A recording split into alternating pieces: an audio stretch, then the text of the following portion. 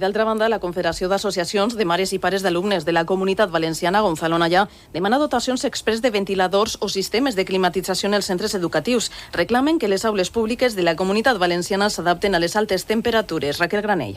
L'entitat ha recordat que porten anys reclamant condicions dignes per a les aules i subratlla que els col·legis són espais que podrien utilitzar més per a finalitats públiques si estigueren condicionats correctament.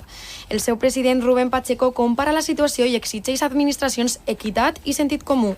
Y en los centros escolares, cuando el alumnado está dentro recibiendo sus clases y los docentes están impartiéndolas, el calor es tanto o más sofocante de lo que pudo ser el domingo. Y que por lo tanto ese alumnado y ese profesorado tiene el mismo derecho a tener unas condiciones dignas para poder sobrellevar las 8 horas que pasan dentro del centro educativo. Creemos que es bastante sencillo de entender. Recorda que els centres educatius són els únics edificis públics que no compten amb sistemes per a combatre les altes temperatures i insisteix que cal complir en cada cas el que indica la prescripció tècnica.